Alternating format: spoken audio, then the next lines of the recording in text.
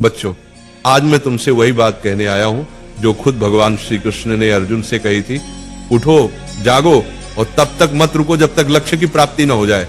आज तुम्हारा रणभूमि में कोई युद्ध का मैदान नहीं, तुम्हारा रणभूमि है तुम्हारा किताबें और सपने, तुम्हारा गांडीव है तुम्हारा पेन, और तुम्हारा दुश्मन कोई और नहीं बल्कि तुम्हारी आलस्य, डर और टालमटोल है। क्यों पढ़ाई से भागते हो? जरा सोचो, जब भी किताब खोलते हो नींद क्यों आती है? क्यों मोबाइल उठाते ही दिमाग तेज हो जाता है लेकिन किताब खोलते ही भारी लगने लगता है? क्योंकि तुम्हारा मन आसान रास्ता चुनता है। मन हमेशा कहेगा चलो बाद में पढ़ लेंगे, अभी आराम कर लो। लेकिन गीता कहती है आत्मा ही मनुष्य का मित्र है और आत्मा ही मनुष्य का शत्रु है। मतलब क्या?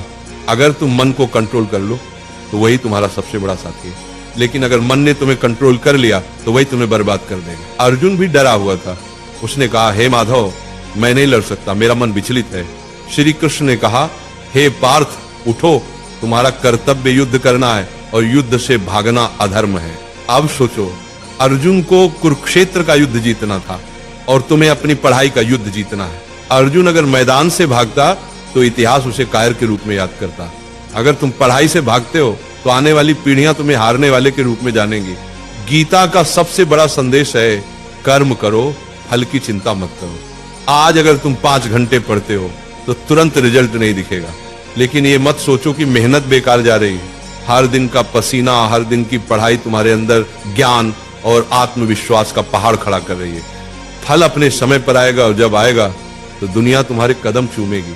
आज तुम्हारा असली दुश्मन पढ़ाई नहीं, तुम्हारा असली दुश्मन है आलस्य, ध्यान भटकना, सोशल मीडिया और कल से पढ़ेंगे वाली सोच। गीता कहती है संयम ही सच्ची विजय है।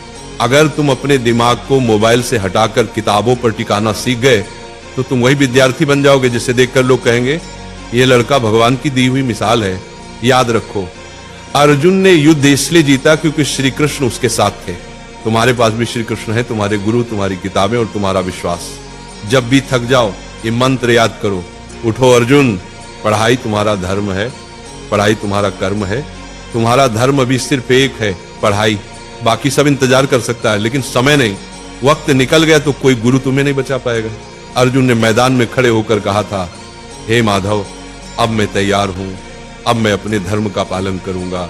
आज तुम भी वही कहो, हे प्रभु, अब मैं आलस्य से लड़ूंगा, अब मैं किताबों को अपना धर्म मानूंगा। आज से तुम पढ़ाई से भागोगे नहीं, आज से तुम किताब को दुश्मन नहीं बल्कि सबसे बड़ा मित्र मानोगे। आज से तुम वही विद्यार्थी बनोगे जिसे देखकर माँ बाप की आंखें गर्व से भर जाएंगी। याद रखना, पढ़ाई ही तुम्हारा युद्ध है, मेहनत ही तुम्हारी गीता है और सफलता ही तुम्हारी विजयश्री है। और एक बात नाम जाप किया करो, राधा राधा। 24 घंटा में सिर्फ मुझे 24 मिनट देकर देखो, फिर तुम कहना।